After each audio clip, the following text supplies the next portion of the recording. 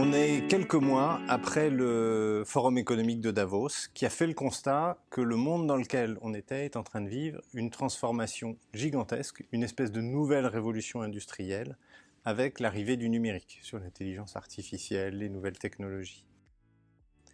On est donc dans un monde où la transformation impacte non seulement les entreprises, mais elle impacte aussi le monde de l'enseignement. Et les transformations que doit aussi embrasser l'écosystème universitaire de la francophonie, c'est d'être capable de faire face à un besoin croissant de formation.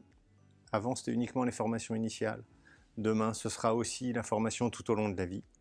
On se rend compte, nous, à travers notre expérience en entreprise, que tous les métiers sont en train de changer avec l'intelligence artificielle qui rentre dans tous les métiers, qui change les façons de travailler. Et il y a besoin de former les gens à de nouvelles approches pour qu'ils soient capables de maîtriser ces nouvelles technologies. Et finalement, ça, c'est tout un pan de transformation que les universités doivent adresser et pour lesquels nous, on peut apporter un écosystème de partenaires francophones où on peut apporter et aider les universités à construire des nouvelles expériences d'apprentissage et enfin faire en sorte que ces expériences d'apprentissage soient connectées, inclusives, qu'on puisse les dispenser à distance, qu'on puisse répondre à toutes ces nouvelles attentes.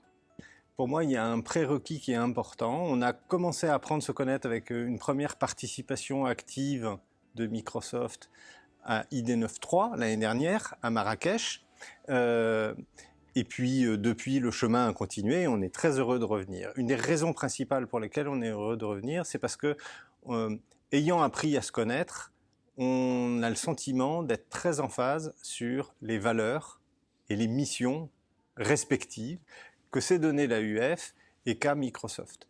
Nous, notre mission, c'est de permettre à chaque personne et chaque organisation de réaliser son plein potentiel. Alors évidemment, nous, on le fait plutôt avec les technologies du numérique qui viennent y contribuer.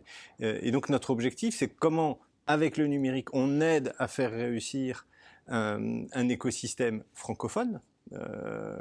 Et évidemment, on se retrouve sur cette mission-là que vous avez. Donc ça, c'est la base qui fait que finalement, on se retrouve sur la mission, mais on se retrouve aussi sur les valeurs, sur la façon de le faire. En étant pragmatique, en cherchant à mettre en œuvre des solutions pratiques et en faisant un impact concret sur le terrain et en étant inclusif.